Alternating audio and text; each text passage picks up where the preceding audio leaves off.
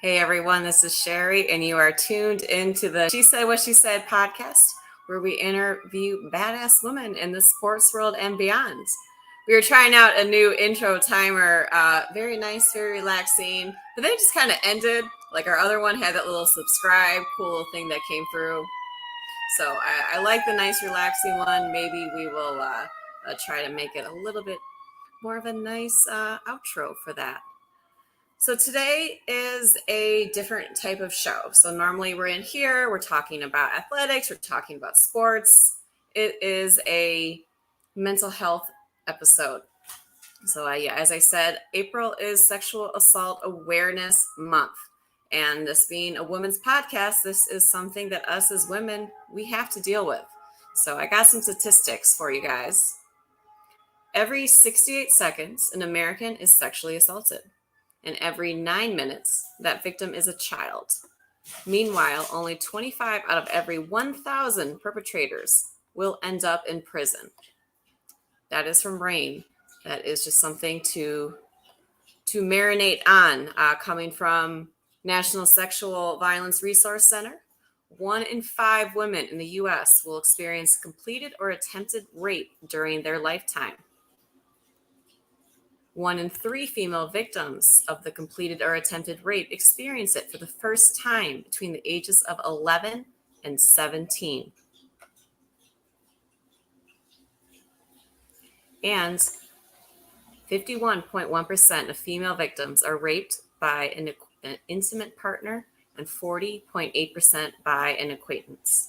So, all this talk of stranger danger, if you do the math, the danger is not the strangers, not all the time.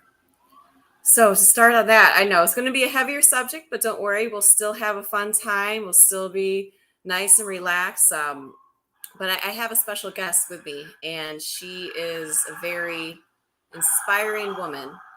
She is been very open about her journey, and I know I'm not the only one that reads her posts on Facebook that just feels a little bit like she kind of touches the soul. I met her, 7, 8, I don't know. Time is relative. Years ago, I met her through her husband, who was actually a star football player here, played the NFL, but I quickly realized who was the inspirational one in the family. They're both awesome, but she's definitely the head of the household, shall we say. So she is a woman of many hats. She is a mother. She is a wife. She's an athlete. She played soccer in college. She is a yoga instructor. She is a nonprofit co-founder. She is she'll tell you a little bit more about some of those other things, but she's also a survivor. And it's just one aspect of her as a person. So without further ado, Shea Gardner, how are you today? You're on mute. Turn yourself there. Yes. The classic, you're on mute. I know. Hello. How are Hello. you? Thank I'm you for fantastic. having me. Thank you for being on here. I really appreciate you coming on and wanting to share a bit about your journey and a bit about who you are with the podcast and with everyone tuning in. Our buddy Frank, he says welcome. So this is live. So don't worry. Awesome. Hey, Hello, Frank. Frank. So we see the comments come in. Yeah, I put them That's up. Don't awesome. worry. Just come here and you just talk and share and we'll go through this. Cool. But some background, before we jump into everything, you know, you had said something on our Facebook group, which you guys, if you're not on a Facebook group, come join. We were talking about the transfer portal. You had said that your original program for soccer cut the sport and how that affected your self-esteem. And I thought that was such an odd response of how you were like almost scared to look for a new school, right? How the transfer portal might have helped you. And I was just like, but they cut the sport. That's not your fault. So I kind of wanted Yeah. to just start with that topic because that was kind of interesting. Yeah, I would love to. I feel like that inner child of me is going to be heard through this conversation because yeah, Absolutely. it was devastating to be honest. Um, sorry, Rich is we live in a small house, so I'm sorry if there's background noise. That's fine. I realized I have my window open in Chicago. Sirens are being Chicago sirens. Yes. So, yes. Okay. So, yeah, that was really devastating. And, I don't know that I know everything about the portal, but from what it sounds like, that would have been something that would have made me feel like it wasn't the end of the world because it Mm-hmm. felt like it was the end of the world. I had received a Division II scholarship, which was so huge for me in my small town and just whatever, that was a huge thing, and it was like stripped away is what it felt like, and then also kind of like, and do you now, good luck, and it was like, wow, I thought I was going to be the soccer star, at Yeah. least at this school, in the sense that not individually, but like have this experience, this really meaningful experience that like made it all worth it, right? Because I Mm-hmm. had won this scholarship, and then like, oh, funding was taken away. We're not good enough, right? Mm-hmm. So it was really devastating is the word that I would use. And the portal it would have been, yeah, I would have gone to it immediately, honestly. Mm-hmm. It was similar. That's I feel like that's what applying to lots of schools and doing that groundwork, what they were talking about mm-hmm. is what that you're still doing that in the portal. You're still like submitting yourself out there like, hey, Absolutely. Look at it's a me. brand. Yeah. Yeah. And tell all the viewers what great state you are from. Oh, I'm from Michigan. So I Yay. want to, yeah, I love Michigan. I'm a Big Ten fan. So go blue, go green, go white. But I got a scholarship to Hillsdale College. Mm-hmm. And then when they dropped that, I walked on, I guess you could say, at Albion College, which is Mm-hmm. Division III. I had received an academic scholarship there. So it was just the easiest and quickest for me to like keep my confidence high Mm-hmm. and like feel like I was, still a collegiate athlete. Absolutely. Yes, it's the state of Michigan take over. Oh And yeah, oh yeah, you're from I Ann know Ann Arbor. Oh Arbor, yeah, yeah, yeah. exactly. Yeah. Pioneer, right down the road. Absolutely. Absolutely. You guys dusted us in track all the time, right? Jackson High. Yeah, we dusted everyone. Yeah, Everyone. yeah, Exactly. yeah. Good old times. Yes. And that's really, I mean, when we talk about your story and your journey, you were a college athlete, you are from a small town, you were definitely the star. And it's just, it was just so weird to me to when I read your comment about how you felt like it was a self-confidence thing of wanting to put yourself out there again. I was like, whoa, I guess I never would have thought, because it's like, oh, the program gets dropped, but you have to go out and sell yourself again. And I could see if you're 18, 19 years old, and Yeah, and my it's a lot. parents, they were new to it. They didn't know. Mm-hmm. They were doing their best, and they did a great job putting me in all of like the premier opportunities that they knew of, right? But they weren't athletes, you know, in that respect, where, you know, they went on and played in college. So they were just trying their best, and you know. Yeah, absolutely. It's a tough world out there for the trying to figure out where to go to college, especially if you have to add a sport to it. So Yeah, and that's absolutely. why it was interesting reading those comments where people were, you know, opposed to the portal, you know, Mhm. feeling that it wasn't like doing the work. Yeah, I was a bit offended where like the overall comment was, oh, because people they don't want to do the work, they think they're going to get a better opportunity somewhere else. Where if you looked at the people that were saying they wanted it, they would have used it. Like me myself, I definitely, I shared my story. I kind of ended up at Penn State. It was my oh shit, I didn't have a backup school. Yep. I had a lot of success my freshman year. I had a lot of success, if I had transferred, it wouldn't be because I wasn't, getting my time to shine in the track. My girlfriend Snack, she was an All-American at Illinois, and she would have entered it, So Yep. Yep. I personally took a lot of offense to that whole thing of, oh, it's just lazy athletes that want to find something better. It's like, no, sometimes we just pick a school. I know she didn't have, like, her coach, didn't really allow her to really fully get her recruiting opportunity and, go to these other Oh yeah. schools. Hmm. You know, it's politics. It So is. like how, and especially if athletes are not getting paid, like we have every right to go wherever we want to go, where we're Hmm. going to have the experience that we beyond deserve to have because we've worked our ass off to get there. Like Absolutely. I would love to know, you know, the people who are opposed to the portal, were they a college athlete? No. Then there you No. go. Yeah, find me one. You Yeah. don't really, I'm a firm believer that you can't really, you know, have an opinion about something you've never experienced. So I'm curious to Absolutely. see where this portal goes. Hmm. Yeah, I mean, I think it's great. It gives us more choice because I didn't want to sit out a year. Yeah, If I had to, exactly. it's just, No, and then you no. have to like exit the school, and then you have to, it's logistically, I didn't want to do that. So Yeah, that's you too just stay where you much. are. You just do it.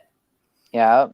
Hmm. Uh, And so that I gotta piece, read more into that. I know, right? It's very interesting. But that piece of it, now you are a yogi, and let us know, how did you were you doing yoga in college? When did you go get into that?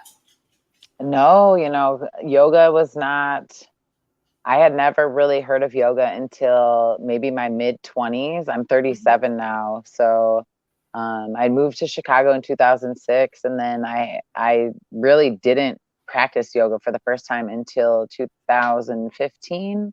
Hmm. And then like that was like maybe one time. My friend, it was the same friend has really been she like kept on me about like you should really practice yoga. I think it would be good for you. And I'm like, sure, sure. Like I'm an athlete. I don't know what that is. You know, like just looking at, you know, I guess from what I had seen, you know, thinking that yoga was something different than what I now know it to be. But so 2016 came around, and I was having postpartum depression Hmm. from my second. So I have two kids, first pregnancy, birth, all of that, great. Second pregnancy, birth was great.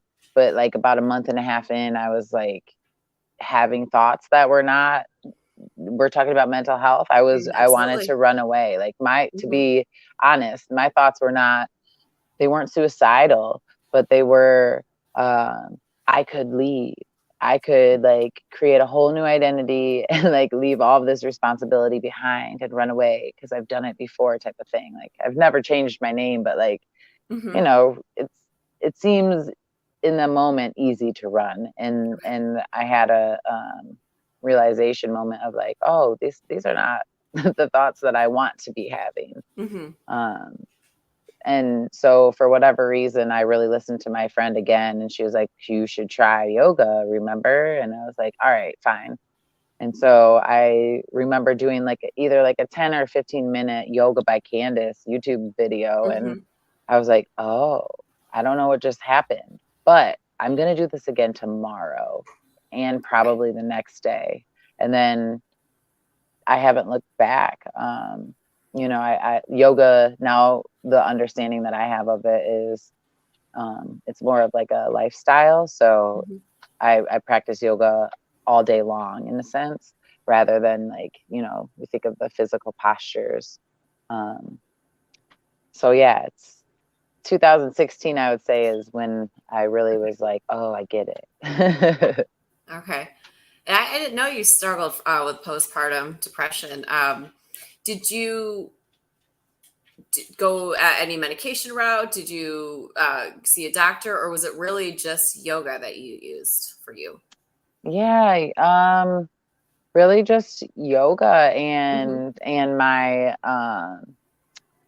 understanding of nutrition, really Mm-hmm. trying to make sure I was eating right. I had still do. We have a really good family doctor who's, um, it's called the Green Medical Practice. It's out in Oak Park for anyone watching and wanting to check him out. Dr. Shattower is amazing. I definitely talked to him about it. Mm-hmm. And, his philosophy, well, I don't want to speak for him, but when I go there, I feel that when I offer up these, holistic healing pathways first, he agrees, yes, let's try these. And then Mm-hmm. we'll move into other options, right? Right. I was diagnosed with depression when I was 20 and put on prescription pills, and Okay. I threw them out after 2 weeks. That's not to Hmm. say, you know, I do what works for you. It did Absolutely. not work for me in Mm-hmm. that moment. And so that's just, my journey with depression. And I think that now that I know more about the body and mental health and psychology, sociology, all those things, and I'm no expert in any of this. I have like a different perspective on my depression. Mm-hmm. I have less emotional attachment. I have more distance from it, right? So I look at my system as depressed rather than like my spirit, Mm-hmm. if that makes sense. It does. That is interesting philosophy. I Yeah. like It's that. it's not easy to remember, right? That's why we Right? practice. Like, it's not you, it's your It's system. a system. It Ah, is, though. okay. It's the Okay. body that's experiencing, right? And Mm-hmm. trying to inform me of like, hey, I like this. Like, I like this. I open to it, or I don't like this. I Mm-hmm. contract, right? And I'm like, no. So it's really just about, for me, recognizing when I'm like feeling that like contraction and being like, oh, this is my system getting depressed again. Like, how can I open it back up? What are the things that I know are that well, that's why it's important to have a big toolbox, right? Because it's Absolutely. a different thing in every moment. So Absolutely. it's a And practice. and you have a very supportive partner at home. Yes, I do. I'm extremely grateful for him. He deserves, definitely a patience award. uh, good job, Rich. Yes. Yay. Sherry says, good job, Rich. He said, thank you. He's like, I don't even know why, but I'll take Right, it. Yeah. right. He heard patience award and he gets Yes, and he's like, yes, it. that is me. Wonderful. And it's interesting how you talk about not using medication, because I'm the opposite. I have anxiety disorders, so I do take medication, and I've tried Yeah. to go off of it. Yeah. No, I can't believe that I used to live feeling like that every single day. It And that's was insane. And even like having all the tools, having all my support systems in place, just like that feeling, like that internal, I was like, oh. And then I talked to my psychiatrist, and I was like, did I not wean off of them? Like, slow enough? Is this like a reaction? He was like, I think that's just your new baseline. That's your baseline. That is, I was like, right. oh my Right. God, how did I live Mm, 22 years like that? Because I'm 37 like you, and I went on to yes. meds, I believe, at 22 years old. And Yeah. try to go off of them. I've lowered. I went off. I used to be on 3 at the same time, and I've slowly weaned off 2 of them. So I'm only 1, but that last one, that is Yeah. holding on, man. And that's how they're supposed to work, though, in Yeah. my understanding, right? Is Mm-hmm. where, like, whether you use them forever or not, that like you work with them, right? Yeah. Whether you Yeah. increase the dosage or you decrease it, Mm-hmm. it's about working with it. And everyone's body is different, and everyone's body responds differently to different medicines, whether it's yoga or a prescription pill. And there's no shame in any of that. And it's really No. about listening to your body, and no one else can tell you what's working or what's not working. Exactly. But you. Exactly. Like my personal cue, if things are starting to get out of whack, is I will start obsessively cleaning at about midnight. That's Like your I will red be flag. feverishly, yep. If you find me feverishly, and it won't be like, normal cleaning, like I should go to bed, but this dish needs to be clean. I will be like feverishly cleaning like a mirror or something like very, the top of the refrigerator, something very out of the thing. And that is my Right. red flag that something is incorrect. You're all of a sudden like seeing your reflection in the top of the refrigerator. Like, what am I doing up here? And it'll always be at a random time too. Like if I do that at 3:00 in the afternoon, it's fine. But if it's like late at night and I'm Right. doing that, something is off. You're right. Do you have any of those like kind of triggers where you're like something is off? Yes, a lot. Don't worry, we have all night. You can list them all. Right. Definitely when my voice gets elevated. When I'm, I would say like binge eating, I guess you could call it, right? When I'm feverishly eating, like just, sitting down and not realizing that I've like gone through half a bag of popcorn or something, like, oh, okay, let's take a breath and like, what's going on type of thing, right? I feel like there's so many. I could keep going. It's just, kind of it's important to kind of for us to pick up those little cues of, Absolutely. and so then that you can take a step back, maybe, reach out to a friend or a doctor or even just your own self, do a gut check and be like, all right, something is very much, my system is off. My check engine light is going on. Let's go ahead and run through that. So you are not only a yogi, you are also a teacher of it, and you have a special type of teaching that you do. Would you like to share that with us? Oh, are you speaking to the trauma-informed teaching? And yes, I'm very interested. I was just about to bring up I was going to bring up mindful gauges as you were talking about us being aware of, those cues. So my specialty or like area of focus, if you will, that I'm really interested in as a survivor, I think that's probably why, right? That I'm super interested and passionate about trauma. I am certified as it's called trauma informed yoga. And then I'm certified for trauma sensitive mindfulness. So the practice of mindfulness, I've taken a whole course and learned how to bring in a trauma sensitive lens to the practice of mindfulness, which is, these meditation practices where we're becoming aware of what's happening in our body and our emotions and our thoughts and like witnessing it type of thing. So that's my background and my passion. Yeah. And next month you're doing something on Wednesday nights, aren't you? Yes. So I'm in a 2-year mindfulness meditation certification teacher program. It's a long acronym.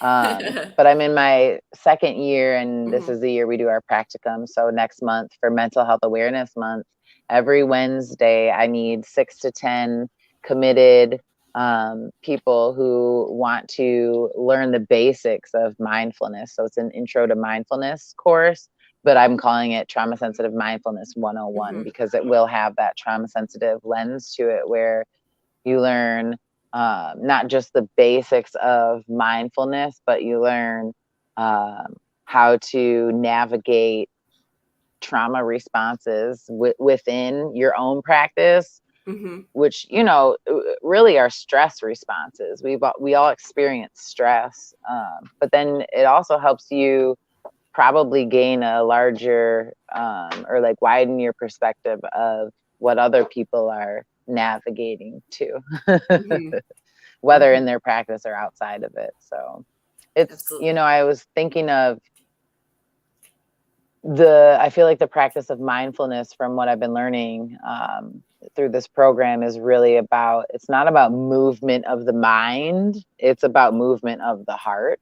And like open heart, we say in yoga, open heart, open mind. And it's the same thing in mindfulness. You're not going to have that ability to change your perspective or see other perspectives or widen your perspective if your heart's not open to it. It's the same thing, that contracting, that those cues that we're talking about. I don't like it, or okay, I can tolerate and see what's there and accept it. Yes, acceptance is huge. Or acknowledgement, whatever you want to call it. Yeah. And I'll definitely be sharing that info both on this podcast and my personal page. I'd be interested in doing it myself, except for I don't think I want to start my podcast every Wednesday crying because you know, but here's the thing about maybe, and that's maybe something that's good feedback to hear, is, you know, maybe this word trauma is activating, right, and puts people in this space of, I don't know, maybe because it's it can be intense. Yeah, it's fun, you know. Yeah, you have to just, I know it sounds crazy. I mean, yeah, it's like you have to like be like ready, right, to Yeah, experience it absolutely, and sure, engage. And yeah. I'm definitely interested in that type of thing. Just maybe not right before I go on I air hear because you, that, right? right, 'Cause, right. yeah. But no, I do yoga not anywhere near as regularly as you do, but I have an app that I subscribe to, so I can choose my instructor and my class. And one of my favorite instructors, I'll do some of his express classes sometimes at lunch. Oh, And nice. he's always like, all right, I know you picked this class because you're short on time. Yep. But we always have to drop in. I'm like, I just want to get going. But okay. No, he's right. And it feels so, yeah, it's like you have to drop in, you have to do some breathing, you have to do your little om and just kind of get yourself. Yeah. And you have to drop into your mat, even if it's only 20, 25 minutes. I can't just be going through it like a quick workout. I have to be there and ready. Well, and even when you do a quick workout, you have to be there too. Otherwise, you're going to injure yourself. Like, that's or you're what I'm just going through the learning. motions and you're not actually gaining it. Because I mean, if I just wanted to get flexibility, I just would stretch, right? The reason why I do the yoga is so I can feel. I love vinyasa. I love feeling of moving through the sequences. And then if you're doing it a few times, I love the flow, you know, where you're just kind of like, and he's one of those instructors that will sometimes they close your eyes and go through it. And it's like a different sensation. Like you've been doing the same sequence like 3 times, but the 4th time you close your eyes and different intensity. I love it. Yes. And that's what my yoga teacher taught, was she was teaching us as teachers, don't be afraid to repeat the same sequences. Your students actually love it because you're learning something. There's so many pieces, right, to each posture. Even so, if there's so many pieces to one posture, you're putting together a flow. Of course, it's going to be experienced different, even in 1 hour of 3 different times flowing through it. So yes, that's awesome that you are experiencing that. Yeah. And you practice yoga, girl. It told you it's a lifestyle. I do. It is. And I actually started practicing way before you did. No big deal. But I think I started at like 18 is when I first started getting into it. So yeah, I do it on my own. I'm a baby. Yeah, but your hours wise, you have me beat. Yeah, it's like, I'm not necessarily super interested in learning the more elaborate handstands or arm, but I love flowing. You know what I mean? I love just like going through the sequences and experiencing the postures. And it's also a great way for me to tell if one side of my body is a little bit off, because I'll be like, oh, triangle pose today on my right side. Hello. Maybe this Yeah. next week I'm going to be paying extra attention to my hamstring on that right side. So yeah, I use it kind of for to help me supplement my rest of my exercises, but also as that I love just the feeling of it too. That's awesome. Absolutely. And namaste. Yes. Namaste. I know. So getting though more into the this is why we're here. This is Yes. Sexual Assault Awareness Month, which I actually didn't even realize when I picked April, but I was like, oh, it is this. Because you have been very open about your journey as a survivor and having to testify at a Yes. trial. So as much as comfortable as you're sharing, would you like to give a bit of a backstory for everyone? Sure. So, I am a survivor of childhood sexual abuse. You could call it complex trauma, chronic trauma, just meaning that it is not just and there's no, let me preface this, there is no like trauma comparing, there's no such thing as like trauma There's no trauma outweighing. Olympics. Exactly. There's trauma is trauma, or like experience is experience, right? Mm-hmm. So my experience of this abuse lasted for 7 years, from age 6 to around age 12. And I am currently scheduled to be a witness in a jury trial that is for September 12th. So it's been about a little over 2 years now of investigation in the state, pressing charges against one of my abusers. So I have a couple abusers, but this is someone that I tried to press charges against back in, I think it was 2003.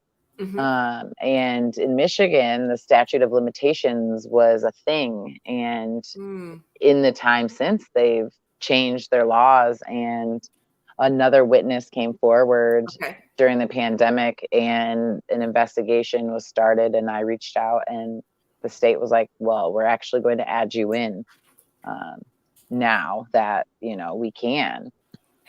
And so, for the past few years, I've just been going through this interesting journey that I never really sought out, if that makes sense. I'm sure a lot of us, this isn't something that is easy to,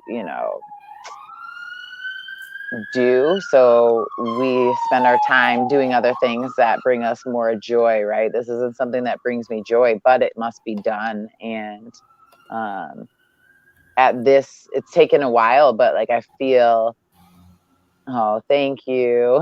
Frank says, I'm sorry for what you went through, but grateful for what you have become. Yes, thank you. Yeah, and that's exactly how I feel. Like I feel really good today, and have been for the past few weeks. I've been working out a lot more and just getting back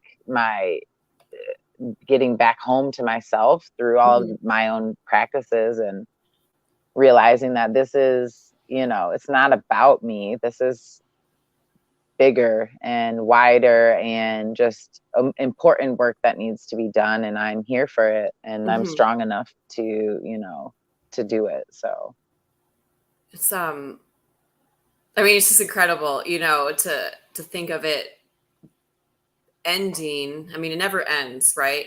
But the physical piece of it ended when we were 12 years old. Yep. And it did not come to fruition from a legal standpoint until you were 35. Over, so over half 34. 34. Yeah. And so talk to me about what was that initial feeling when you learned that they were actually going to pursue it this time through? Oh, good question. like, finally, Mm-hmm. duh. What do you need from me? Anger, though, lots of anger Mm-hmm. too, lots of anger. Um,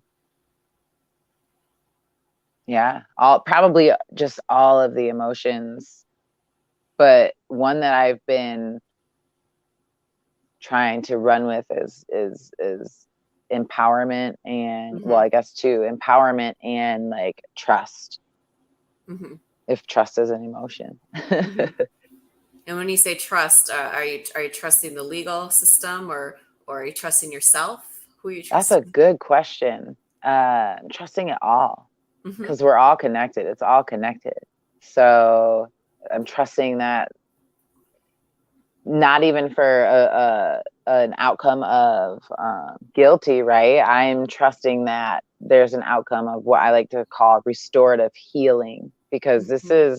this is a family member, well, Mm-hmm. an ex-family member through marriage. So um, there's a lot of family that needs support through this entire Mm-hmm. process, not just me. So restorative healing is what I'm trusting in for the collective. Wow. It's say you're bringing up my own a thought. So I know I'd shared Mm, this with you a bit, and some people know, but today is the 24th anniversary of when I was kidnapped and assaulted.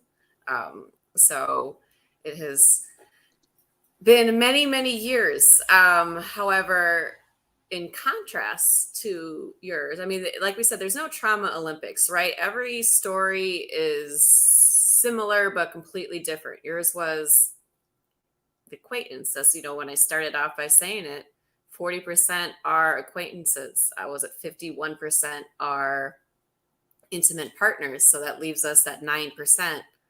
Well, I was the 9% mm-hmm, of the person that you don't know, that stranger danger. When I said it's not the main thing to worry about, but mm-hmm, it happens, and it is a different type of trauma, right? There's the intimate partner trauma, there's the family member, trusted um, person trauma, and then there's the stranger type trauma. And so mm-hmm. while we're all the same, it's completely different.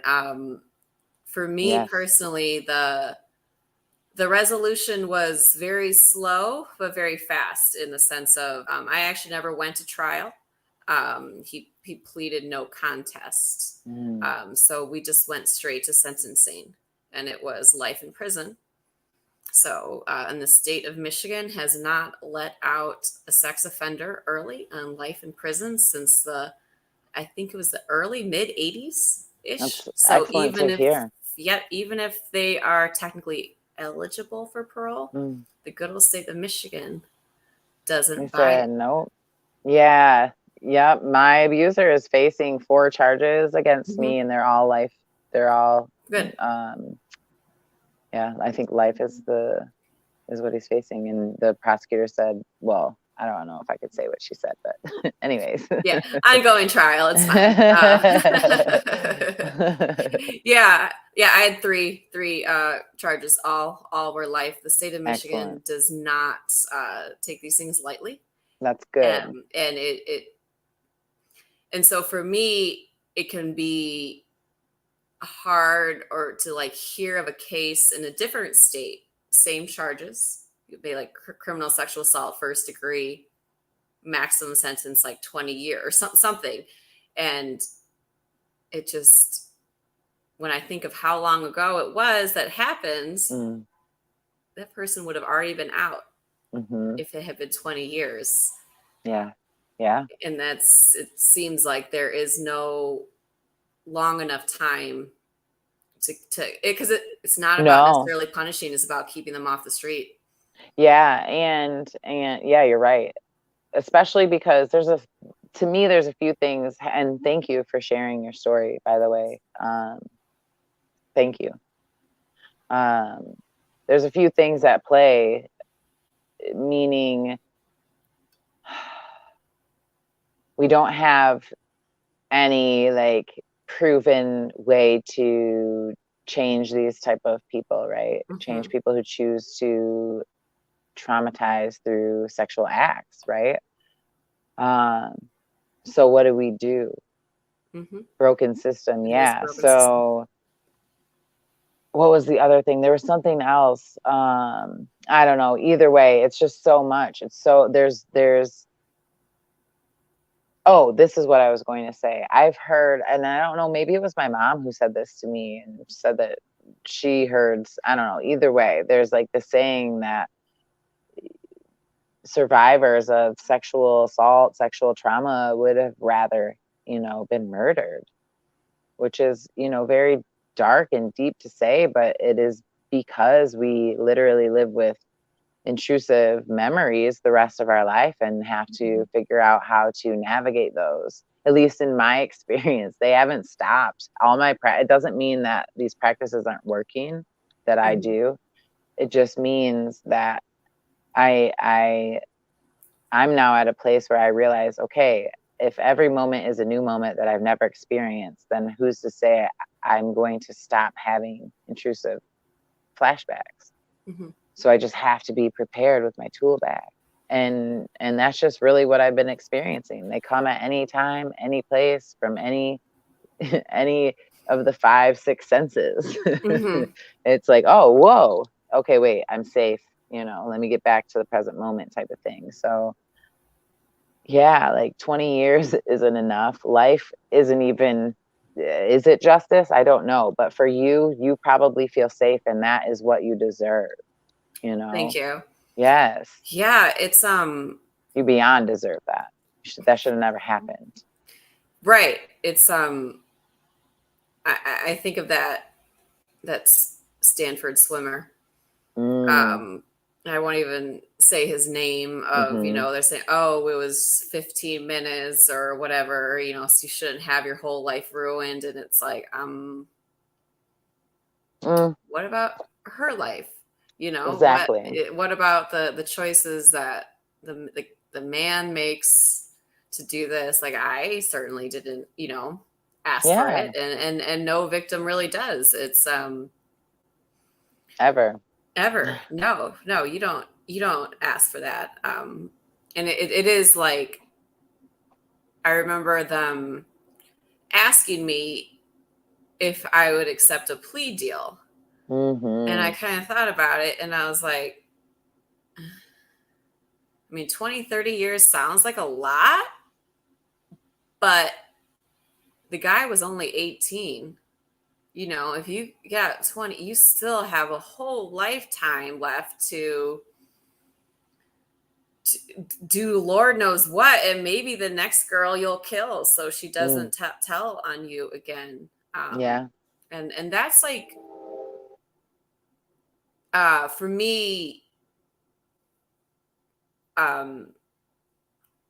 I never did like group therapy or anything like that with other women, and part of it was that I always felt a little bit like an outsider in the world of abuse victims, because most of them are acquaintance, most of them are intimate partners. Most of the women that experience what I went through are not alive anymore. And it's different type of, feeling of the terror of the assault itself was not anywhere close as bad as the experience of being kidnapped. The experience of actually of not understanding like how you got into that situation and how you can get out of it. And so that for me, and that is why, guess what, guys? Kidnapping in the state of Michigan is a life sentence. Because of you? No, but that's where it already was. But that's why, you know what I mean? The terror that someone goes through. Kidnapping someone under the age of 14 in itself is a life sentence in the state of Michigan. For that reason. So it is so for me, I kind of felt like an outsider. and it's hard sometimes. And I had someone that is in jail, Yeah. and most of you guys don't. Yeah. And I don't know how I could live day to day trying to heal, knowing that I could run into that person Yeah. on any given day. So I have. talk I to wrote me a about, whole oh my God, talk to me about that, please. I actually I wrote a whole poem. So one of Mhm. the many hats I wear is I say I'm a writer. I'm a writer. I'm actually writing my first book right now. My rough Good. draft is due December. Mhm. So thank you. But I love to write poetry, and yeah, I Mhm. wrote a poem that I actually performed. It was my first time like doing spoken word the other Mhm. week at like a little I don't want to say speakeasy because it's legal, but it feels like a speakeasy. It's like Mhm. down in the basement. Um, and it's called Trigger. And I wrote it Mhm. like back in like 2016 before the word trigger was really like Mhm. out there. And yeah, that's it. I used to hate going home to Jackson. I used to hate going home because I was so afraid that I would run into him. And I'm still afraid. I'm okay. I'm a little bit like stronger now, like more, yeah, my window of tolerance has widened, which means my Mhm. resilience has built up. But maybe like 4 years ago, I thought I saw him, and then I thought it was his brother Mm. um, at the YMCA in Jackson, and I don't even know to this day if it was. I just Mm. remember I panicked. I ran into the bathroom, which I was like, "How am I going to get out of here?"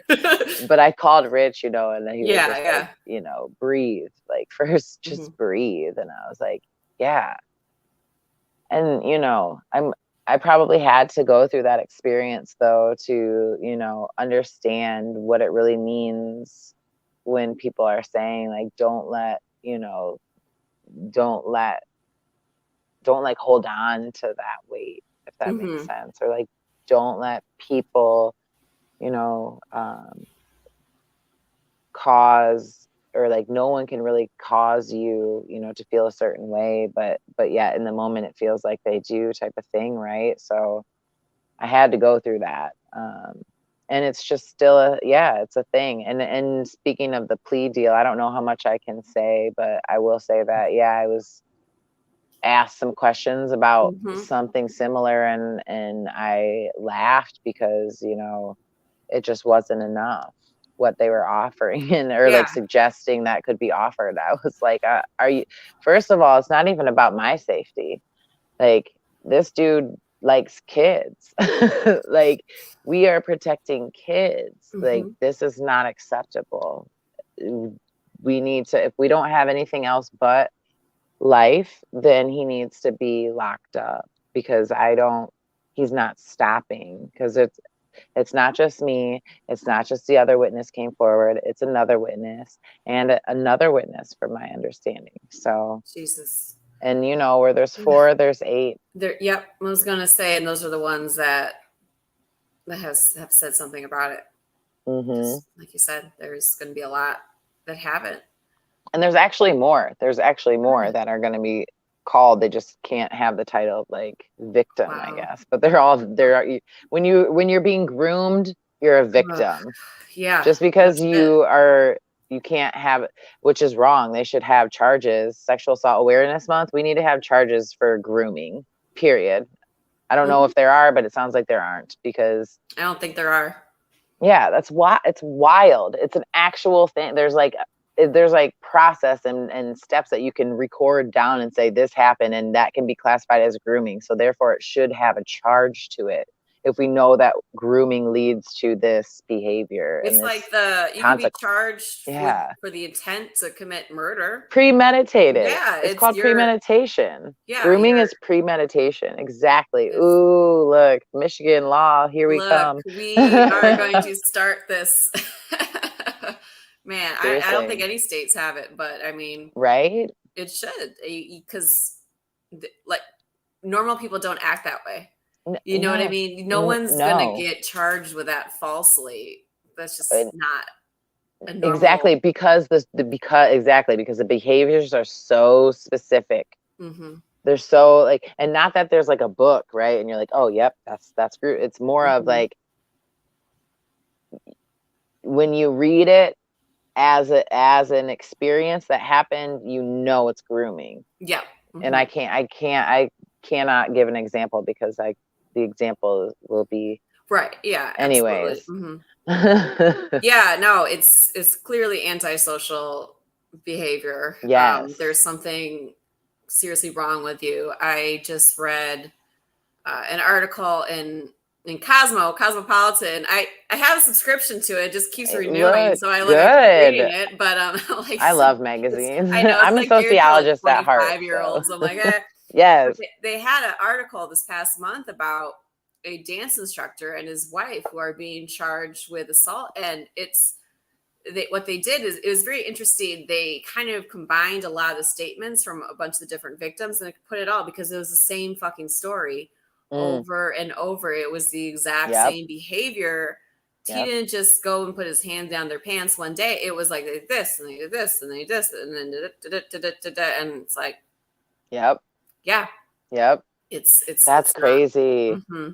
Well, and that's, it's the same thing you see, unfortunately, at Penn State, at Michigan State, with Mm-hmm. the USA Gymnastics, with Michigan now. Mm-hmm. So, it's we can no longer like not talk about these things, and even situations, experiences like yours. Like we need to really become more aware of this violence. This is Mm-hmm. violence. This is not just it's so deep. It's such Mm-hmm. it's a separation in the trauma world. They say it's like it's literally a separation of like your soul from your body. Like your Mm-hmm. soul gets ripped out and you become, now you're fragmented for the rest of your life and trying to figure out how to piece it back together and integrate it back together, because yeah, you're like, how the people could be that evil, Yeah. right? Like it's unconscionable. Is that the word, Mm-hmm. unconscionable? I think that's the word. It's and one of the stats that I gave at the beginning was how many of the victims are 17 and under.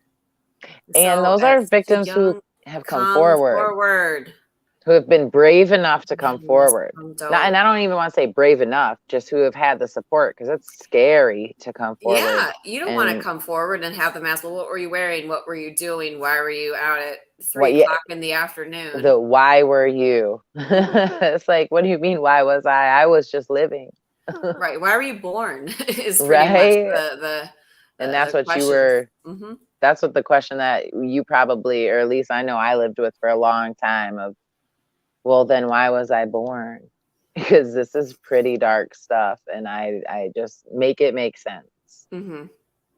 Yeah, and I do think that is the word that I'm thinking of the exposure to evil Mm, and the for me actually one of the I'll say there's no silver lining, right? I'm not one of those people that is like, oh well, look for the silver lining. Like, no, that's my response. However, yeah.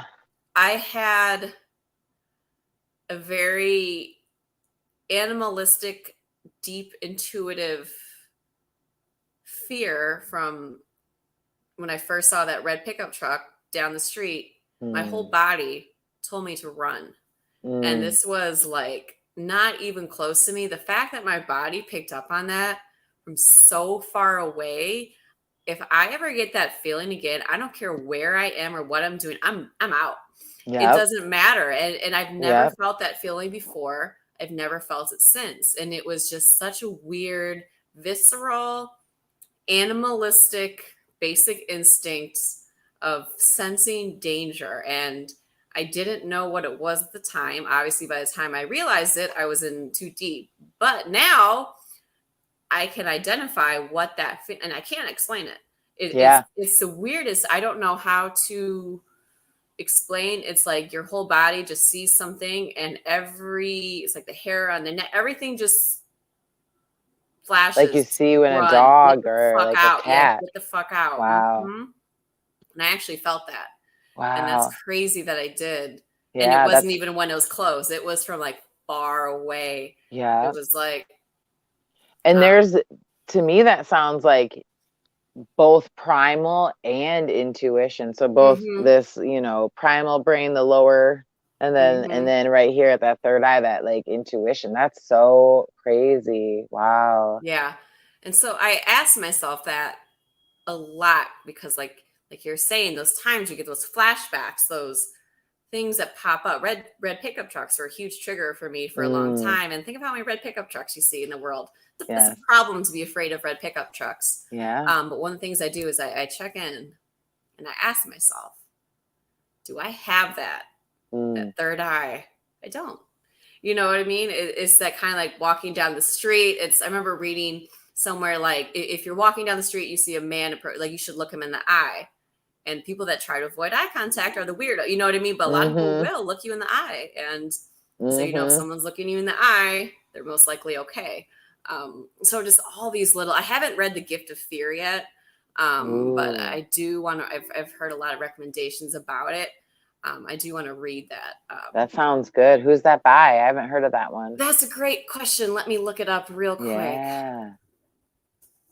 The Gift of... Because fear is paralyzing, It is. and we're not here to, we're here to move. We're here to move and be alive. I'm going to drop this in the chat, and I can send it to you. Yeah. I can send it to you later. But it is called The Gift of Fear. Okay. There is there, and it is by The Gift of Fear and Other Survival Signals That Protect Us from Violence. It is from Gavin D. Becker. Okay. So it is a book that I will be reading at some point when I want to get deep into it. Yes. And so we gotta. Oh, go ahead. Oh no, you go ahead. I was just gonna say we gotta invite fear along for the ride. Yeah. Don't let it take the wheel. Just hop on in. But yeah, it's interesting. When you talk about that, like, what is this feeling? Is this feeling anxiety? Is it fear? Is it legit? It's girl, that was obviously legit. So when you say no, you don't have intuition. Yes, you do. That was, that's so powerful. And I hope that I hope somewhere inside of you honor that and are proud of yourself, because that is really powerful. And to know that you're capable of doing that, then like never forget that. Always remember that. That's I will never awesome. forget that feeling. Yeah. I can't reenact it. No, and it's real. And like you said, that's what, at least with yoga and mindfulness for me, like it is about being able to honor and listen to the body and trust and discern safety for yourself. Absolutely. So I wanted to ask you about, because we women and men are survivors as well. We just don't happen to have a man on today, so we're talking to each other. Yes. There is the traumatization of going through it, and then there is kind of that re-traumatization when you tell someone about it. I don't know if you feel safe enough to share, but when did you first bring it to light? How did that happen? I feel like it's happened in layers, if that makes sense. Like I remember the first time I told some friends, we were walking, it was me and two girlfriends, and we were walking the neighborhood, her neighborhood. We were at a friend's house. We were walking her neighborhood, and we were just talking about like things that we had been through. Somehow got onto that, and sure enough, another one was like, oh yeah, my babysitter, she was doing that to me. And I was like, whoa, that's crazy. So that was like maybe 9th grade. And then I remember 10th grade telling another friend. And then,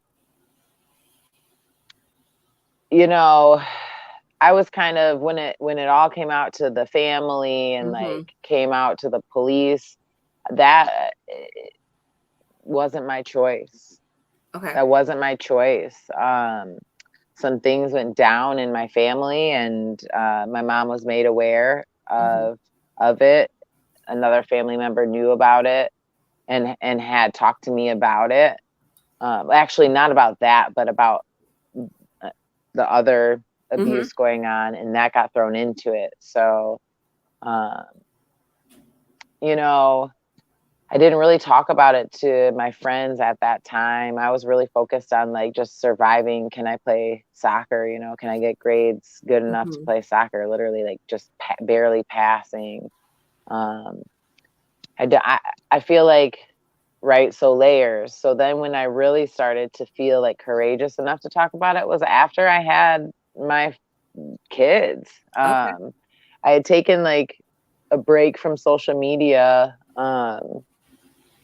Then I had kids. I think I was still on a break, and then I had Leo, and then got back on social media and saw all of these other moms like telling their stories. And like, I'm a writer. Naturally, I've been Mm-hmm. writing poetry since I was probably 8 about all of this stuff.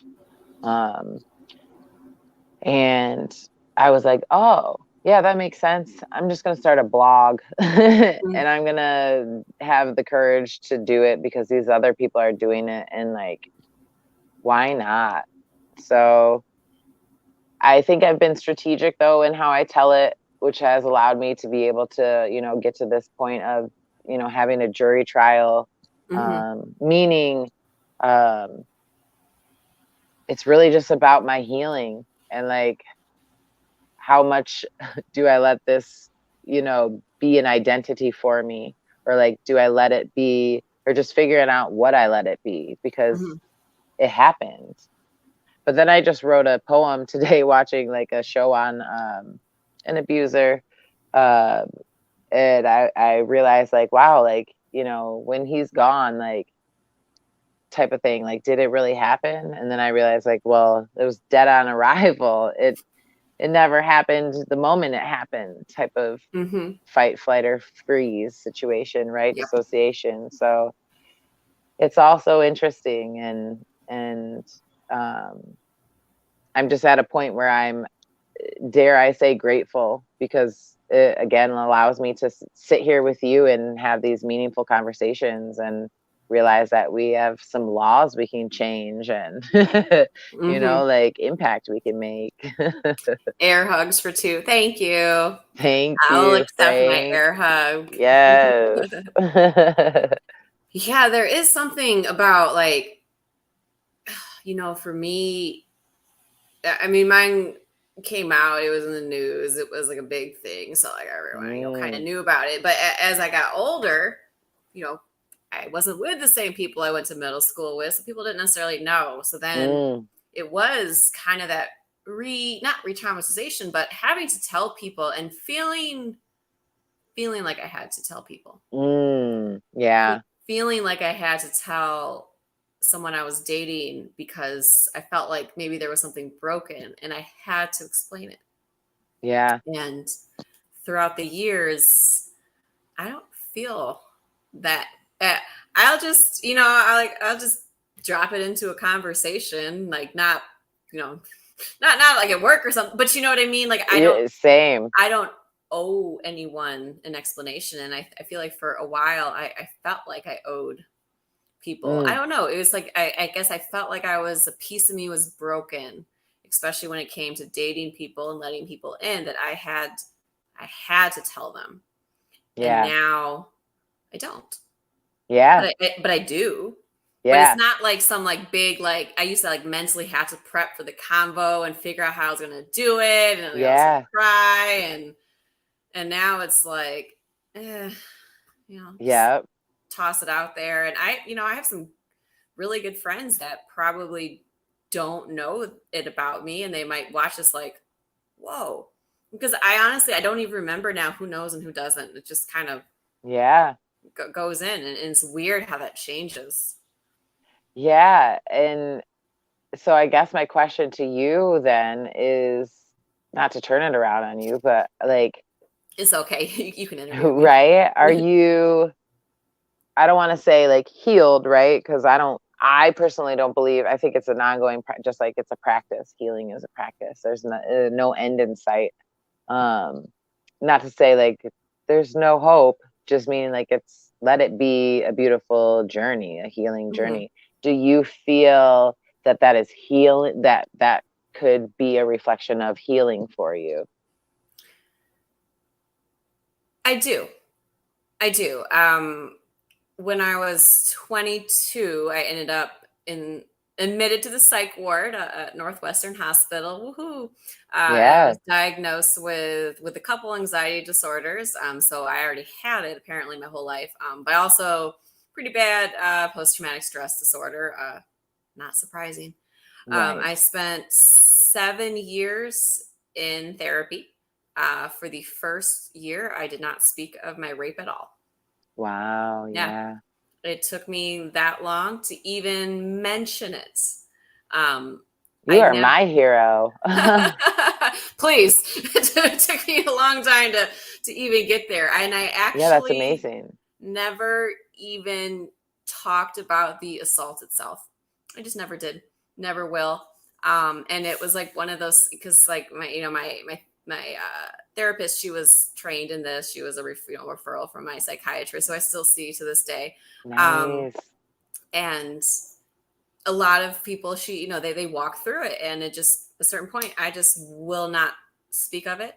A lot of it I don't remember, Yeah. if that makes sense. I just don't Yes. remember.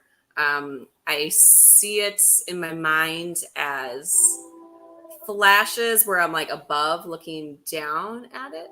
Mm-hmm. Yeah, So dissociation. I'm very dissociated. And it got to a point where she was like, you don't actually need to ever. And so it got And to the you point where I just realized don't. I'm not going to speak about it. I'm Yeah. never going to tell anyone the details. I didn't have to go to trial. I will never say that, and that is fine. Um, Yeah. and I do think that, we talk about the toolbox. I have spent so many years brushing up my toolbox, brushing up my ability to relate to other people.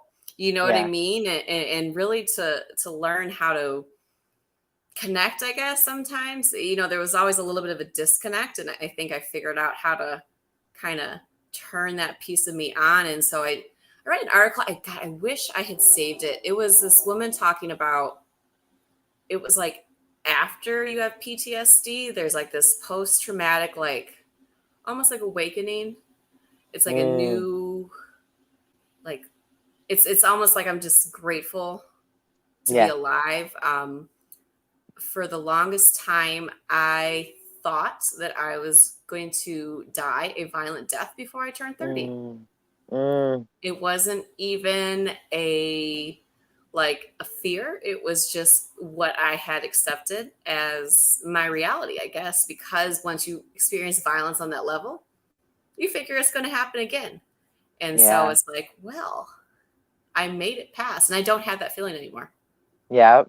Yep. That's amazing. Well, and I'm assuming you attribute therapy a lot, like therapy to that. And that's Oh, in, therapy, I therapy, see. therapy, and That's medications. awesome. Therapy and my meds. Yeah. But Yeah. it not even like my meds helped me more for my anxiety disorder behind the Yeah. scenes. But for the PTSD, it was the therapy. It was understanding. What did she say? She said something that really made me think. That helped me understand PTSD. She's like, think about your life memories in like a file cabinet, right? And so if I were to tell you, think about like you're in your senior prom, you could just pick it up, open it, read about it, put it back in, close it. You wouldn't think about it. The problem with PTSD is those files don't get filed correctly and they come out at the wrong time.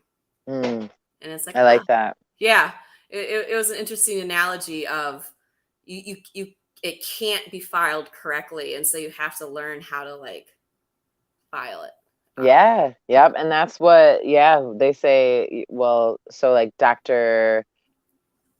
Gabor Mate, Thomas Hubel, talk about, again, this integration, right? This like Mm-hmm. integration of the memories so that they can just be filed away like other memories and done with, what we need to like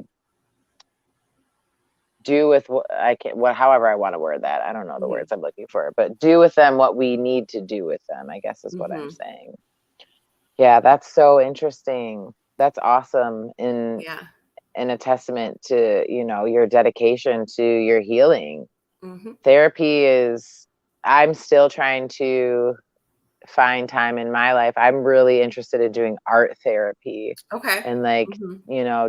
talking about this with a therapist who will like have me, I guess talk about it through art Mm-hmm. because I don't know. I've tried talk therapy before and it just, yeah, I needed something more. And that was years ago, Mm-hmm. years ago. And there's nothing, again, like I support therapy so much. I do. I just really do. You have to have somebody to talk to. You have to. Mm-hmm. So art therapy is my goal. I love it. And yeah, that's the thing too of finding the therapist that works for you and finding the type that works Yes. for you. It's totally so personal. You know what I mean? Like Yeah, I could give you absolutely. my therapist and you might hate her. You know what I mean? Yep. It might just, or it wouldn't be right for you. Yep. Her style, maybe her voice would irritate you. All these like little things she might trigger you.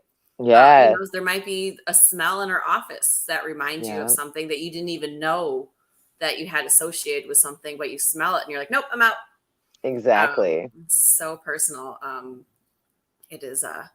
And one other thing, this is kind of a not a funny story, but like 2 years ago. So the state of Michigan, they have a victim registry, right? Mm. So victims of violent crimes, you can be registered to your offender.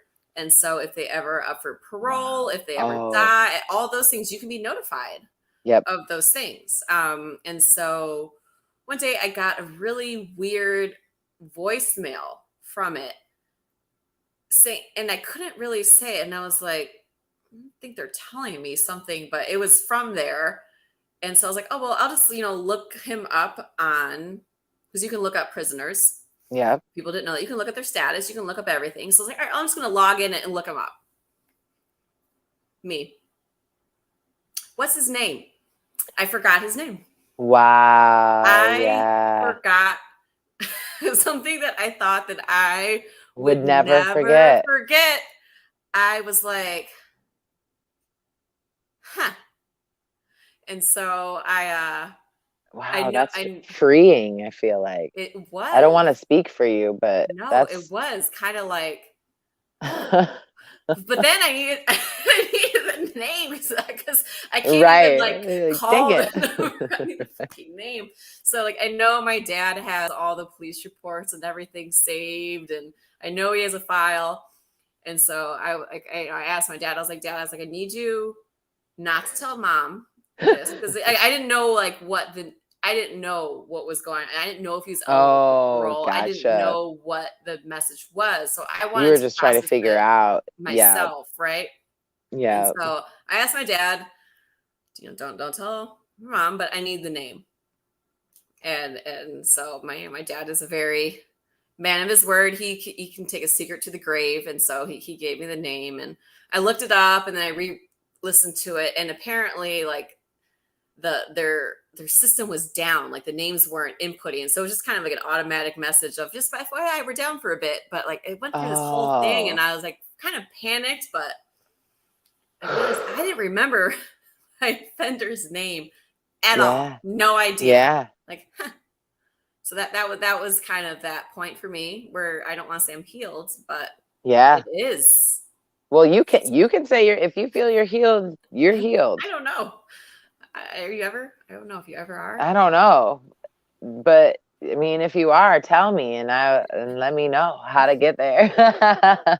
That's so I mean, it's oddly like inspiring, exciting, right? Hmm. Empowering to know that like that's maybe I'll one day forget. You know what I mean? Which Yeah. which I feel like in certain capacities I have, right? Hmm. Because here I am doing the things that I want to do with my life instead of where I was, in my early 20s, which was not doing the things that I wanted to do with Hmm. my life and doing other things that were actually very harmful and very numbing to my depressed Yes. system. Yes. Yes. I I tried a lot of different self-destructive behaviors. Hmm. None of them numbed the pain enough. So Isn't that weird how that happens. it's like, look, I'm not going away until you look me in the face and you feel me. Yeah, yeah, and that's something like once I actually felt the emotions and I allowed Mm, the emotions, that's when the healing begins. yeah, Yeah. yeah, I Um agree. it's wild, and this time of year, it used to be like the whole month of April I was on edge, right? And then it was Mm, like, April 13th, or I didn't like 13. And then the first yeah. time I don't remember, it was sometime in my 20s. I forgot. I didn't think Mm, about it until like the next day. And I was like, oh, yesterday was that day. Huh. yeah. And then, Freeing. it Just a is little bit freeing. lighter. It does. And it wouldn't bother me if like a family member or a loved one remembered it and I didn't. I'd be like, oh, it is. Thank you for remembering. You know what I mean? But it's kind of like that Yeah. weird, like, it's an anniversary, kind of an anniversary. But yeah, it's like, Yeah. and then I know people, and that's another thing too, is like, I could talk to you about this because we're both survivors of it. People that aren't, I know they sometimes like, I don't want to say the wrong thing, so I don't say anything at all. Hmm. And that can get awkward too, where it's like, you can Hmm. acknowledge it, it's fine. You can, hey mom, you I'd can send me rather you flowers every year, acknowledge it. April 13th. Yep. Yeah, Exactly. I'll take flowers every year. You won't trigger me. I'll be like, oh, that's so nice. I didn't remember, but hey, Right? this type of And thing. these look lovely. I know, right? Well, and if it makes you feel better about the number 13, my birthday is July 13th. I was born on a Friday the 13th, like Oh, under a full moon. oh So God. it's not all bad. No, it's not. But not to take, I'm just trying to be funny. Sometimes I No, think I'm a absolutely. comedian. I also, default I'm a to humor as morbid, well. right? Me too. Right? Me too. Dark humor. Oh, you need it. You do. You really do. Humor is like probably one of the best medicines for healing. Like, Hmm. it just is. Nobody can disagree that they don't feel good when they laugh. Right. Like, no, it doesn't feel good to laugh. Wait, what? Right. I hate smiling. Smiling's the worst. Oh, they probably Ah, got something under the rug if they do. And we'll yeah. just lift it up for them and carry it for them, right? Just a little Mhm. bit. Here you go. We'll help you. So another kind of topic I wanted to ask you about is, as both a survivor and a mother, how do you navigate raising children in the world when you personally know, kind of the evils of the world, and how does that affect you as a mom, and influence your decisions as a mom? Uh, it influences every decision, right? Hmm. Um, but I'm grateful, like you brought up Rich and gave him his flowers. I give him his flowers for sure in the sense that, many, many times I've been able to, you know, share with him my concerns about whatever situation with the Hmm. kids and then talk through, hey, is this a projection, right? What is real here? What should I genuinely be, you know, um, protecting my children from? And what are Hmm. things that might not really be there, if that makes sense? So I Absolutely. really give a lot of credit to him as a partner, but everything I feel like is definitely, I mean, it's reality. I'm very, I've my kids are 6 and 8. So Mm-hmm. within the last couple months, they've gotten to a point where I've felt comfortable enough to tell them, hey, Okay. remember what I told you about if anyone ever touches you, and, you know, a whole conversation around that. And then I finish it with, because that happened to me.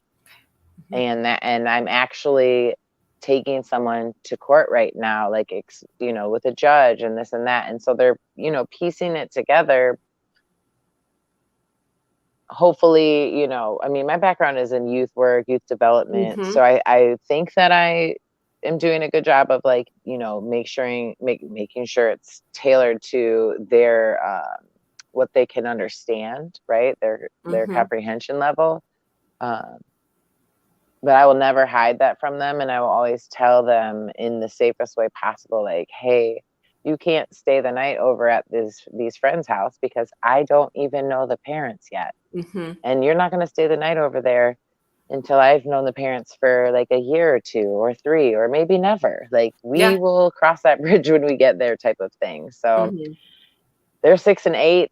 Eh, I'm sure it's going to get a little bit more heated as they get older and really want to break away from the nest. Mm-hmm. And COVID kind of helped Sure keep did. the nest in. Right, right. So in that sense, it's been very interesting sending my Mm-hmm. kids to school. You know, Yeah. I unfortunately, you know, and I'm gonna say it. I'm gonna say she said what she said right now, because if people are watching from flag football, then, you know, some of you, we all know somebody who worked in a school and is now in trouble for doing what he did. And he was actually on our flag football team. He was my Mm-hmm. teammate and had been in my house, and he is my friend. And that is, it's, I'm afraid to put my kids in school because of people like Like that. him. Mm-hmm. That's insane. So, Mm-hmm. you know, I'm navigating that, and Yeah. my kids are in school, and Mm-hmm. I'm, you know, making sure that Rich and I are active and meeting the people that my kids are around. For Mm-hmm. example, we won a grant from the Bulls for our nonprofit, and we were able to take a bunch of people who support our nonprofit to the Bulls game that they celebrated, the community partners at.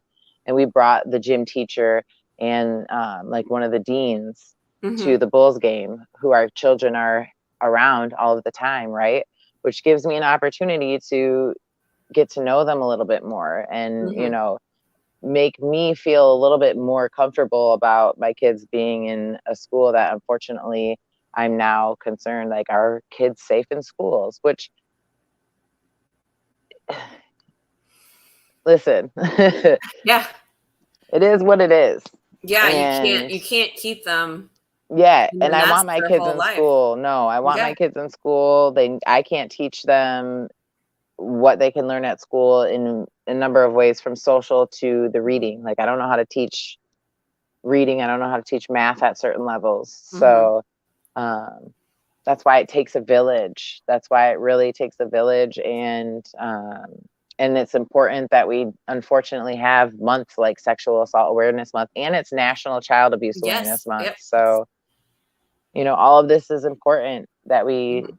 it's important that, you know, you and I tell our stories, because we're blazing the trails for not just other people to tell their stories, but for this to stop, for prevention to happen. Mm-hmm. Yeah. And I think that, you are so aware of what's going on, with your children, is you're teaching them, right? Of how to be advocates for themselves. And in an age appropriate way, you're teaching them how to be on the lookout for people that might groom younger kids, because, they're, if Yeah. they can't groom a kid that is going to tell their mom, right?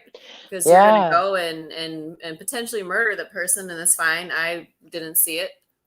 Completely justifiable. I'm Right. like, wasn't there. She was with me all night. I'm your Right. alibi. But you know what I mean? Like, and so I do think, like, for all your worrying, I think the most important piece of it is that communication with them, right? Because you can do background checks on Right. every person, but at the end of the Oh, day, absolutely.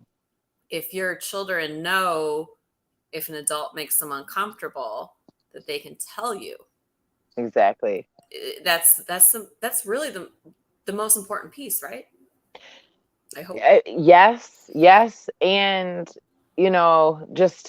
I feel like this is probably just as important as this understanding and awareness of your own body and your own autonomy. So that's why I teach kids yoga and mindfulness, because to me, that's my contribution back to prevention. It teaches kids body awareness and autonomy. And so many times in my classes to little kids, your body, your choice, your body, your practice. Nobody can make you, do anything, blah, blah, blah. All the different, it's just such a great teaching tool of empowerment and autonomy and confidence. It builds yoga is, studies prove it builds confidence. And it's the same no matter what age you are. If you're a little kid or you're an adult, it's going to build your confidence, and it's going to build a child's confidence to be able to say, either in the situation, I don't like that, don't do that, and run away, or if it unfortunately happens, to say, hey, this happened to me and I didn't like that. So I just wanted to speak to that, because I feel that, yes, it's about being able to communicate, but I don't know if you can communicate if you don't have the language of an understanding of your own body. What it is that's making you uncomfortable. Exactly. And I know they're a little young, they're 6 and 8, but, viewing as they're getting older, we now have the terminology of rape culture, which we did not have when we were younger. How do you view that going forward too, about not only teaching your children about consent for their own body, but consent for others? Like what? Oh yeah. What's your plan for that, for combating rape culture? Because I know you guys are going we've to been be combating big on that. Listen, it's been it's been started since Ren and Leo started like really interacting, like as toddlers, like saying like, no, like that's their body. Don't, just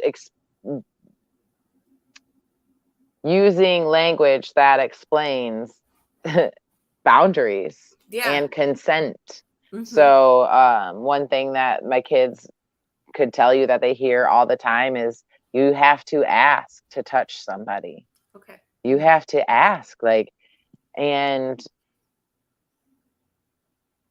they get it. They not saying that they practice it, but they understand it, because they're the first to use it against their sibling. When, you know what I'm saying? Like, no, you didn't. He didn't ask. He just touched me. He just poked me, and he didn't even ask if it's my body. And I just am like, like, she's right. Did you ask? And I think that really is what everything comes down to, right? When you talk about, oh well, don't teach boys not to rape girls, or just teach people don't touch people when they don't want to be touched. Like, it's really as simple as that, but it's so profound, because unfortunately we just don't have, obviously we don't have that happening all the time. No, we don't. But it takes a village, but it starts in the home, and I trust that you guys are going to do a phenomenal job. Thank you. Teaching them to be like the little yogis in class, like your little lotus, like in there, like all the little mini Yodas of their class, spreading the mindfulness wisdom. So sweet. I'll take it. I hope so. No, you guys are phenomenal parents.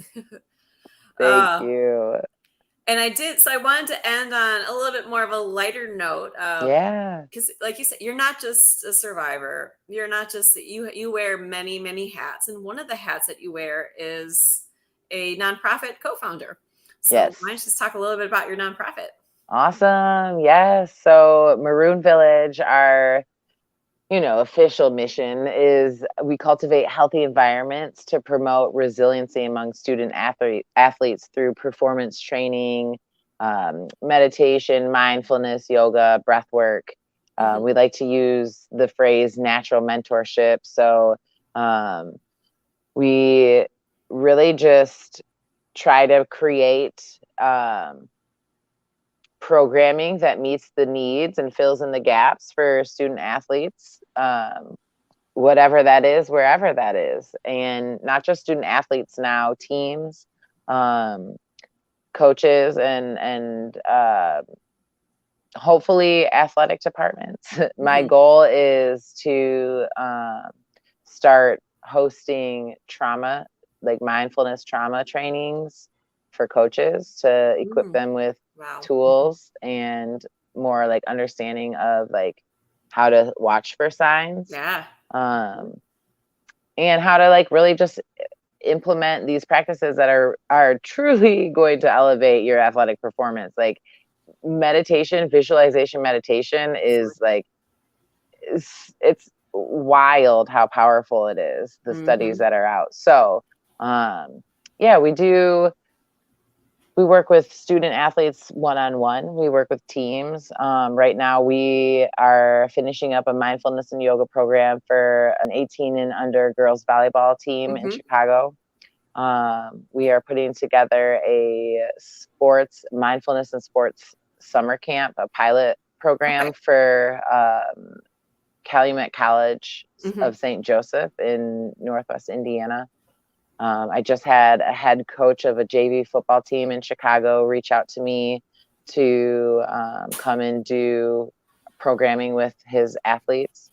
And we are partnering now with Steel City here in Gary, which is where we've moved to. Yeah, they have a whole new facility, and I'm going to be in there weekly teaching yoga to the student athletes, and they range from like 4th grade through 11th, I think. And it's happening. And yeah, I'm so excited and grateful to be able to like combine not only sports, but like my love of these practices, like to make an athlete's experience whatever they want it to be, which is really all I'm just trying to share is like, hey, whatever you want, you can achieve it. We just got to be disciplined in it. And here's some tools that can go along with that in the world of athletics, in the world of being an athlete, you know. Incredible. I can attest to visualization and all that. Penn State has a sports psychologist. Oh, that's awesome. Dr. Uke, Dave Eagleson. And I would say my best race I ever had at Penn State was in my final indoor race my senior year, and on the starting line, and he was standing right there, and he made eye contact with me, and he said, "Trust yourself." And his voice and because we had a class, all the visualization that I'd done with him, it was just like I needed my own little pocket Uke to bring with me throughout life, right. It was like just seeing that, and it was like my best race. That one lived in the top 5 at Penn State's record books for quite a few years after I graduated. It was you fast, girl. You fast. Man, yeah, indoor 600 meters, but yeah, that one. But yeah, that was I give a lot of that credit to him because of the tools that he taught me, and seeing him right there, it just everything that I'd worked on, just clicked, and it just worked perfectly. Yep. And that's really what, Rich and I try hard to do is just teach the student athletes, what we know when it comes down to, Rich with the strength and conditioning, like here's what we know as facts to work. And then, when we're bringing in the mindfulness and the breathing is a huge thing for athletes. Like it's nice that we now have science to back it up, just like we do with the strength and conditioning. It's like, hello, like you really can be Kobe Bryant or whomever is whomever you're trying to be yourself. But like, if you have a hero, you can definitely like get there and surpass it. You guys are the perfect right. You have the ex-NFL player with Right. the yogi, you know, the mindfulness, and you guys just bring it together in this Thank you. all the, you know, the perfect tools. That's why I think your children are going to be just like little superheroes, because they're Oh, thank just, you. you know, their toolbox is so full of all the knowledge that it is. And Yeah. yeah, you guys are bringing in the best of both worlds. So Thank definitely you. exciting to see where your nonprofit is going, and Yes. uh, and your home renovation projects as well. Yeah, as you can see. Don't mind my office space. No problem. Now you guys are just very, very ambitious with the move out to Gary and buying Yes. that house to completely fix up. Yep. Little DIY. Little is right. I mean, it's a lot, but like Hmm. it's a little house, and yeah, just grateful to be here. Honestly, living in Gary, sorry, Chicago. I love Chicago, but like we can afford to do the work that we're doing with Maroon Village because Hmm. we don't have to worry about Yeah. that is extremely high, where we Hmm. were previously. So, yeah, just really excited about where Maroon Village is going. And it feels good to be, here on your podcast as like, yeah, that's right. Like I am an athlete. Like, you know what Oh I yeah, you mean? are. Like You are an I athlete. forget sometimes. No, no. Once an athlete, always an athlete. Yeah, forever, Yeah, forever. absolutely. Yes. Yeah, that's what I put first. You're an athlete first. Yeah. Then you're a And I love mom. that. I Then you're a appreciate wife. Then that. you're a yogi. Yeah, It's yeah. true though, Yeah. because like soccer was my first love. I Hmm. did ballet in second grade. I thought I was going to be a ballerina, right? I was like, I want to do Hmm. ballet. I want to be a ballerina. My mom put me in ballet. I was like, I hate ballet. And she's like, Right. no, you have to finish. It's called commitment. And I was like, Yeah. oh my God, I want to play soccer. She put me in soccer and I like never looked back since 8 years old. And man, you're right. Athlete first. Absolutely. Well, so we always end with some shout outs. So, Awesome. who would you like to shout out to today? Ooh, first I'll shout out my parents. I think they're watching right now still. Tried Yay. and true fans, been there since day one. Shout out to my mom and dad. Mhm. Definitely shout out to Rich, my husband, Rich Gardner, your classmate. A He's little older than me. oh He yeah, was, yeah, yeah, true. Yeah, he was yeah, a because we're the senior when I was same, a right? freshman. Yeah, because I actually didn't meet him at Penn State. I didn't meet him until Oh, flag flag football. football. Yeah, Oh but wow. I knew who he was, but yeah, we didn't Sure. really cross paths. Yeah. Yeah. Yeah, I'll shout him out. He's, super supportive, but also encouraging. Like, not Hmm. just like, yeah, do it, or yeah, that's a good idea or whatever. Like, really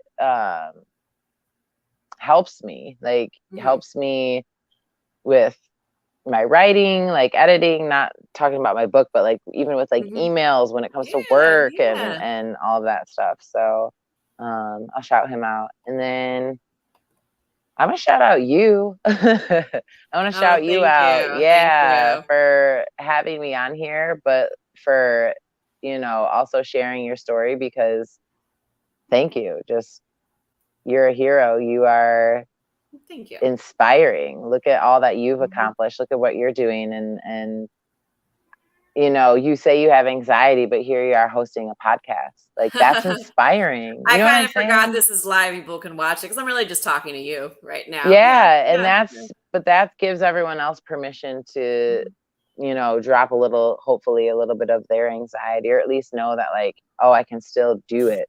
I'll still have mhm. anxiety, but I can still do the things I want to do. We have a visitor. So I'm gonna shout you out. Oh, thank you. How many more? Oh, however many you want. That's fine. That's good. You can Okay. end with me. Yeah, let's end there. I feel like that's good for now. Fantastic. Yeah.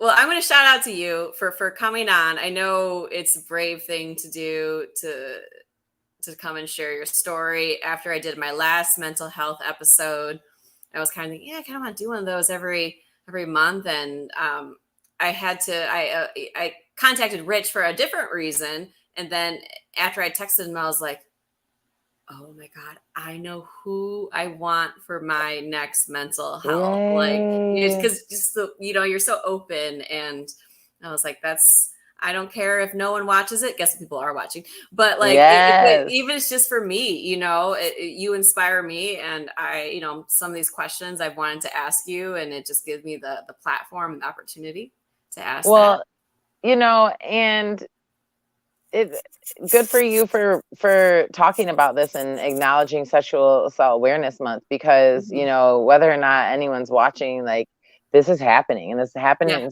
to our athletes. Like, Mhm.